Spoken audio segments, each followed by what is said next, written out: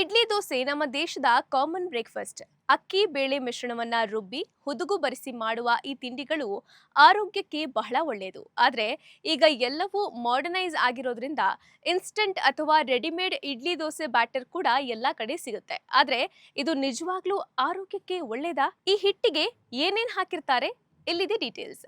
ದೋಸೆ ಇಡ್ಲಿ ಹಿಟ್ಟನ್ನ 7ರಿಂದ 8 ಗಂಟೆಗಳ ಒಳಗೆ ಹುದುಗಿಸಿ ಮತ್ತೆ 24 ಗಂಟೆಯ ಒಳಗೆ ಬಳಸೋದು ಉತ್ತಮ. ಆದ್ರೆ ರೆಡಿಮೇಡ್ ಹಿಟ್ಟನ್ನ 12 ಗಂಟೆಗಳಿಗಿಂತಲೂ ಹೆಚ್ಚಿನ ಕಾಲ ಹುದುಗಿಸಲಾಗುತ್ತೆ. ಈ ರೀತಿ ಓವರ್ ಫರ್ಮೆಂಟ್ ಆಗಿರುವ ಹಿಟ್ಟಿನಲ್ಲಿ ಬ್ಯಾಕ್ಟೀರಿಯಾಗಳ ಬೆಳವಣಿಗೆ ಕೂಡ ಡಬಲ್ ಆಗಿರುತ್ತೆ.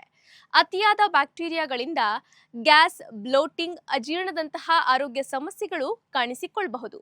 ಇನ್ನು ಕೆಲವು ಬ್ರ್ಯಾಂಡ್ಗಳು ಬ್ಯಾಟರ್ನಲ್ಲಿ ಬೋರಿಕ್ ಆಮ್ಲದಂತಹ ರಾಸಾಯನಿಕಗಳನ್ನ ಬಳಸ್ತಾರೆ. ಇದು ಬ್ಯಾಟರ್ಗೆ ದುರ್ಗಂಧ ಬಾರದಂತೆ ಮಾಡುತ್ತೆ. ಆದ್ರೆ ಇದು ಕೆಲವರಲ್ಲಿ ಫುಡ್ ಪಾಯ್ಸನಿಂಗ್ಗೆ ಕೂಡ ಕಾರಣವಾಗಬಹುದು.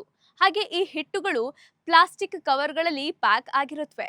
ಫರ್ಮೆಂಟೇಷನ್ ಪ್ರೋಸೆಸ್ ವೇಳೆ ಪ್ಲಾಸ್ಟಿಕ್ ಕಣಗಳು ಲೀಚ್ ಆಗುವ ಸಾಧ್ಯತೆ ಕೂಡ ಇದೆ.